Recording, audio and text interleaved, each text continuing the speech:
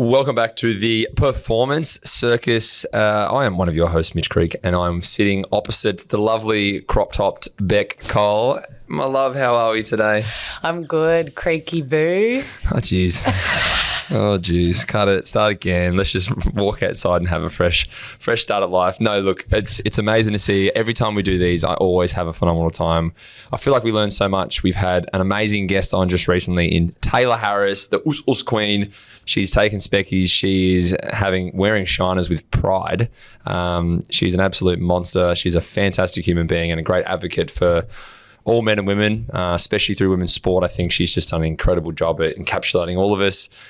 We know her for her powerful knockouts, 8-1 as a professional boxer, but also her spectacular kicks, that iconic photo we talked about. But today I wanted to, on the Power episode, is go over, I guess, making good out of bad perceived situations, media, the critics, how to deal with projection from other people. It's something that I've struggled with for quite a few years, and I've really started to get a good grip on, a good handle of, and starting to be proud of who I am as a person every day. So I think, we can probably use Taylor's example as, one of the ones we can start to talk about. But an iconic photo is taken, a fantastic picture of her just absolutely booting the skin off one of the footies, and it starts with huge discussion. People start to become very sexist, very derogative towards her, very inappropriate, and she stands her ground and says hamstrings okay, but these kind of remarks are absolutely not. She stood back, and then the wildfire spread. So has it been a female athlete yourself, Bec? You saw that situation firsthand. Firstly, how does it affect you? And I guess from that, can you talk to us about just what it really can feel like when you're just trying to be your authentic self. You're just trying to be a basketballer, a footballer, a loving partner, or a great family person, and you have to deal with all the other exterior shit that can come with this. And yes, granted, we get paid, it's a job, you got to deal with it, but that doesn't cut it anymore. It's not okay, it's completely inappropriate. And yeah, I guess take us away with that, how it made you feel in that moment, what it triggers for you, and how can we make good of these situations? Shout out to Taylor, because I left that episode on like such a high and a buzz, and I think it was very inspirational, but you can tell she's just genuine chick and like says it how it is. So yeah. I love this topic that we've brought up about, the good and the bad, and just we are humans, and yet yes, we, lay it out all on the table. And I don't even have the same social presence as Taylor does or you do, so I can't even fathom some of the stuff that you get. But if you know me, and that, to be honest, that's all I care about, is we spoke about it last episode, is our circle, and they're the people I care about. I respect if you're giving me constructive criticism or telling me I need to get my head out of my ass, or you're there for a shoulder to cry on. Those people I care about, and I will give my 100% energy to. But those people know me. I'm bubbly, I'm an extrovert, I'm just who I am, and I think that's a beautiful thing of getting older, finding who your authentic self is and living every day to be that person. And I've had a couple of times where on my Instagram, we're fit, you and I, we are. We work hard for it. And I'm just... Do my squats. And I'm in that person. I'm like, I also love summer. If I'm not on the basketball court or in the gym, yep, I'm literally in a bikini by the pool or the beach. Like, that's just who I am. I work hard for my rig. Yes, maybe some people will say, oh, well, you put it out there, so I should be able to get an opinion. But I'm not going to look that good forever. Like, when I'm 60, I will still be a gym junkie. So who knows, maybe I still will be posting selfies. But bold. That's just who I am. That doesn't mean you get an opinion. Like, so many of those posts, someone will make very sexualized, comments about a certain region, right? Or you're just calling me a slut, or you're calling me, a bitch, or whatever it is. But it's mostly like, you're a slut, you're a whore, blah, blah, blah.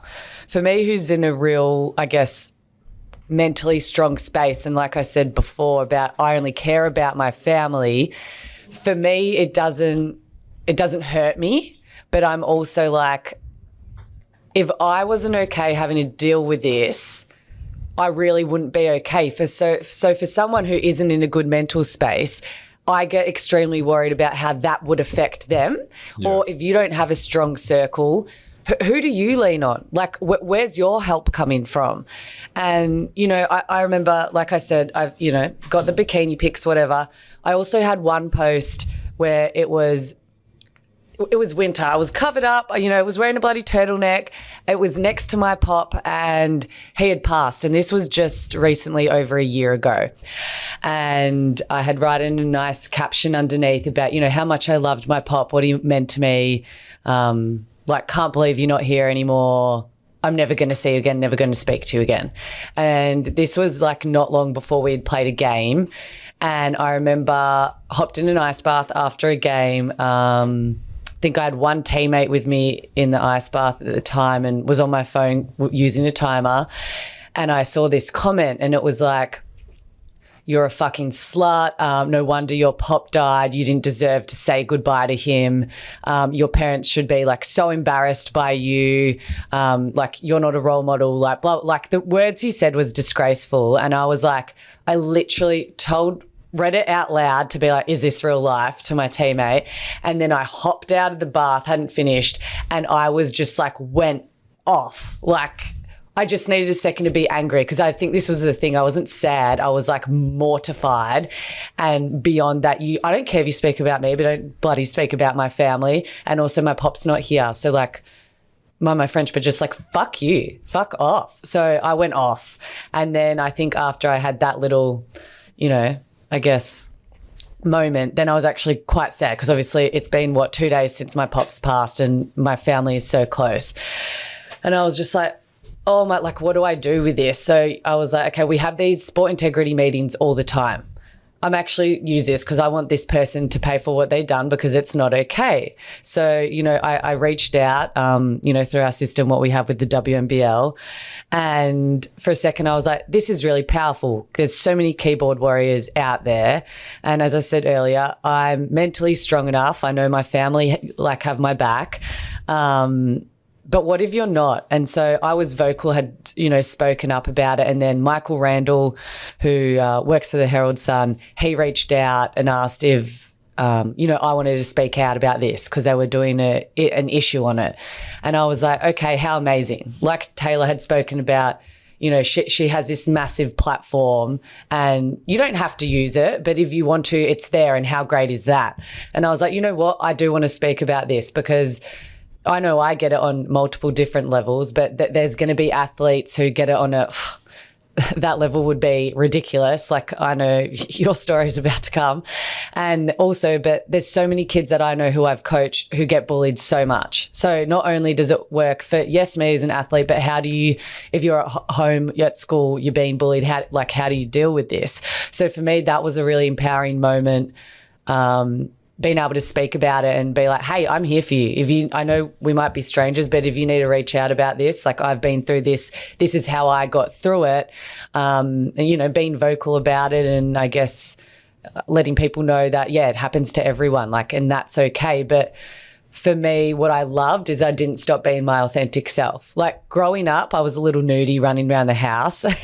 Even to this day, like if I'm with my family, I'm wearing like jocks and a crop top. That's just who I am. So what I love is that didn't change me or who I was, but I was so thankful that I got to speak out about it and hopefully help others in the meantime. So I feel like that's how I turned my bad into good. And, you know, that's just one story. So I would love to hear your version of, you know, let's go creaky. It's your turn. Like, how have you been able to turn horrible situations and what you've been slammed with to, you know, into positivity or seeing light at the end of the tunnel? I mean, some stuff that was obviously very public. My case that went on, like I never got to say anything. Like I never said anything. I never have said anything. I never will say anything about it because that was for people in a closed room that represented me and the other parties that, you know, were on the other side of it. It doesn't matter what I ever say. People are going to say it's this or it's that. And it took me a long time to deal with the projection of being something that I wasn't. And I knew to my deepest core that I was not these things that people said. but it doesn't matter. People will get on their highway and just drive the car and then just run over you over and over again, to the point where, you know, I took time off. I had the choice to continue playing or to take a few weeks, and I took time off. I went and saw my sister up in Coffs Harbour, immediately was with my family, and I didn't know how to deal with something like this. I was like, there's like, I'm a lover, you know, that's why I care about people too much. Like this can't be happening. And it doesn't matter for anyone else that sits there and listens or goes through anything in their life, what anyone else really fucking says. You've really got to understand who you are and what your whole intention is as a human being. And for me, it was always like to walk into a room, and when I leave, people should feel better. And that was always the thing that I've hung my hat on. It's still what I do today. So when all that happened, I took the time, you know, I spent time with my family, and I remember coming home, and it's crazy because like it doesn't seem real, but you know, there was a publication that was written in Western Australia that had my physical home address in it. I just got goosebumps because that's scary. And yeah. That's gross. Like, and I was okay with a lot of what was being projected because I just let it deflect off of me. I have my 15 people, including my mum, my sisters, and my best mates, and everyone in my favorites chat on my phone. And that's it. That's who I listen to. But I remember I came home and I'd had letters sent to my address. I had death threats. I had people like not just saying like I'm shit because like I didn't get 21 points and I got their multi to get over the line. Like that's a common, you know, weekly occurrence. Like I get half a dozen of those. Be like, mate, can't you get 8 rebounds? You piece of shit. You got 7. Like now you fuck my multi. Like go die. That's not really a death threat. But when people fully come to your property, I had people come to the house. I had people write me letters and post them to my house. I woke up one day to go skydiving with one of my best mates. And we walked out to get in the car and someone had rubbed shit all over my car. So that was the level that I was like, okay, I'm not okay. Like I'm really not okay. And I put it off for so long because I think I was just trying to be a brave person. I was trying to put, you know, the facade of like, I'm okay. Like I can go to training. I can, you know, do the right thing and I can just, you know, stay out of my rock and I'll be okay. But then when it was like becoming right in my face, I was like, okay, now I'm really not okay. I did anything you could think of to try and distract myself. I was seeing friends. I was training my ass off to a point where I was just not in a good place. But then there was like a light. And I spoke to a lady, Deanna, and she was, there's like Reiki and different energy healing, and she does some special work that she's essentially like a psych. And, you know, we sat down and we had some sessions together. And one day she told me that the projections you feel aren't always just from right now. Like it's not external, they can be internal. And sometimes I'd heard so many things that I started to believe that fuck, maybe people are right. Maybe I'm a piece of shit. Maybe I do deserve to be pained and hurt for the rest of my life. Maybe that's what I deserve. And then I had this light bulb moment where I went, you know what, fuck, you know what, I'm a good person. I've tried to do good my entire life. There's been times where I've said the wrong thing or done the wrong thing, but I put my hand up and I say, you know what, I will take that on the chin and whatever comes with it, comes with it. But when your intentions are true and your authentic self, we always talk about it. When that is the most important thing that you hold at the forefront of your mind, that is the only thing that fucking matters. There's so many people from every walk of life, from every religion, from every gender, from every age is going to be faced with adversity, projection, and ill intent from other people who don't have a fucking leg to stand on because sometimes they're going through it. Mm-hmm. And their only way to deal with it because they don't have the right coping strategies or the right foundational family support or friendship support is to project that feeling that they feel for whatever reason onto someone else. And if it's the keyboard warrior, if it's the lady that serves you coffee in the morning at the fucking local shop, if it's the boss that doesn't give you the, you know, the sense of entitlement you feel for the good job you've done, it doesn't matter. If your intentions are pure, you have a good heart and you work your ass off, you're going to be left in this kind of space that feels like sometimes it's really lonely and it's really empty. And I certainly had a lot of those days where I felt like I was on an island. I didn't want to be here. I wanted to disappear forever. I didn't want to be alive for points in my life. But when you sit there and you say, you know what, there are people that love me and that's the most important thing. If your circle is one person or maybe an idea of yourself can be that only thing you need. If you have a vision of who you think you can become and what you want to be, that's enough. You don't need other people. Because a lot of times right now in my life, I know who I want to be. And I haven't always been there the last couple of years. And I've treated people ways that I wish I didn't treat people. And I've lied to people. And I haven't always done the right thing in my entire life. But that's okay. I'm human. I have normal emotions and normal feelings and normal reactions and actions. And now I go, there's no good or bad. There's just the moment. And the moment is going to be followed by another moment. And that moment by another. Then I can truly be at peace because I'm just trying to win that moment. Do as good as I can, be as peaceful as I can be in that moment, and understand that it's going to be okay. My family's going to be there whether I win the game or whether I lose the game, whether I'm the best player or I'm the worst player, whether I miss the shot or make the shot, whether my business is successful or whether it's not. It doesn't matter. If you have a support network that you can rely on, that give you what you need in the times when you least expect it, but probably most need it, well, then you're going to be in a really healthy position. So I know, you put yourself in situations in life to have certain outcomes. You speed in the car, well, you could probably get a fine. There's going to be actions and then outcomes. Mm-hmm. And we have to try and manage those as best as we can without pushing it too far. But at the end of the day, we're all human, and people need to realize that the same struggles that you feel at home are the same struggles that I have. They're the same struggles I know you have. I get emotional and I cry. Mm-hmm. Pretty much every day. I'm probably like one cry every 1 to 2 days. Like I have a fucking outburst and I'm like, fuck. And then I regather myself and I'm like, okay, I'm good. Like I needed that. I needed that expression. And sometimes it's playing. Sometimes I need to set a good screen, get a good pick and roll. And I look at my team and I'm like, fuck yeah, how good was that? Fuck, we're good. Yeah. And then we get absolutely smashed for the next 5 possessions. But it's okay. But it's finding what you need in those moments to be okay with yourself. And if you're not okay with yourself, take a step back and put it in third person. Here you are in front of me. You're in front of yourself. You've taken yourself out of your own body and you're out projected into the space of the world. And you say, who are you now? And who do you want to be? And then you just draw a line between the two and you say, well, how do I get there? I need more patience with myself. I need more care for myself. I need more time to do what I need and what I love. And I think I'm at that point in my life where it's okay. And if I hang up the boots tomorrow and I stop playing, it's because I'm happy to be able to do that. And then maybe I might come back and play. Maybe I won't. But I have the choice of my own life now, and I don't let other people get into that affection space. They can't affect me anymore. Mm-hmm. So I think I've really got to a point where I'm happy and content with my life, and there's parts of me that I fucking hate and I want to try and work on, and there's people that I've hurt in my life that I wish I never did. But I know genuinely who I am now and who I'm going to continue to work towards is someone that I can be fucking proud of. Because for a long time I haven't been able to be that, and I just want to be that person. And I know you've had certainly a lot of ups and downs, as we all have, but my experiences in maybe the exact same circumstances doesn't mean it's any more or less important.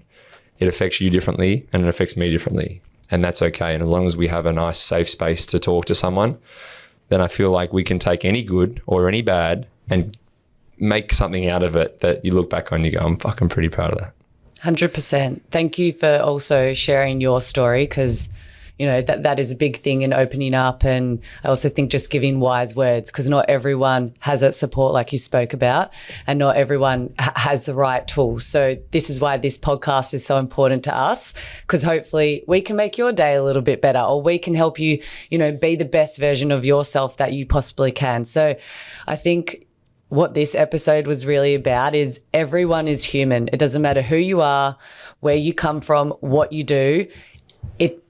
It's not hard to be kind. You never know what someone else is going through. So, if you're having troubles, please reach out to the Performance Circus. We are always here for you. Creaky Night will welcome anyone with open arms. Know that you are loved. Know that you were great. And just, I think, for the bullies out there, don't let them change who you are. You keep being you, be the best version of yourself. And like you said, good things are going to come your way. And I know that even when you say that, I can feel the emotion that you have with it, because It happens so often. And yes, it's a part of our professional lives. I understand it. Sometimes you say, your ass is out, you're on the beach. I've been doing my squats, I've been doing my sit-ups and I look good. Like, yeah, you should want to flaunt that sometimes and be proud of that hard work. Amen. Because you mightn't always have that. And some people might look at that and go, that's still motivating. Bec's getting older, but Bec's still kicking ass. That's what she's doing.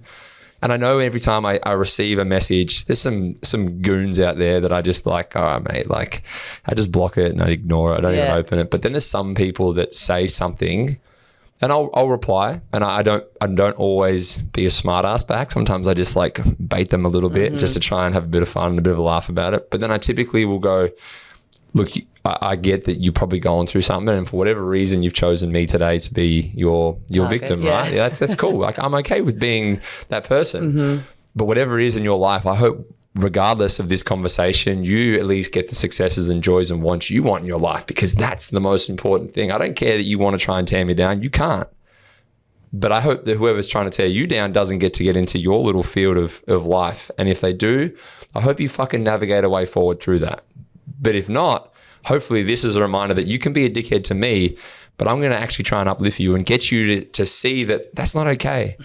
And even if you don't want to hear it and you're still on me and berating me, it's like, look, man, I tried to say my piece. I wish you nothing but the best. I hope you kick ass, and I hope whatever you're doing, you fucking do it with full intent to be successful and you get it. And even if then they're trying to be a numbskull, it's like, all right, mate, now you're blocked, like piss off. And that's okay. We don't always have to react to it. We're not always going to have people that jump on our backs, but we can choose to change how we respond to things. And we don't always have to meet negativity with negativity. We can take it, absorb it, and say, I'm not really going to absorb that, but I'm going to take a little bit of time in my day because I'm in a good physical and mental space. And I can try and be like, look, it's okay. Whatever's going on, it's fine. I know you're not just mad at me. I know there's something probably going on, and I hope you're going to be okay with that. And I wish you well.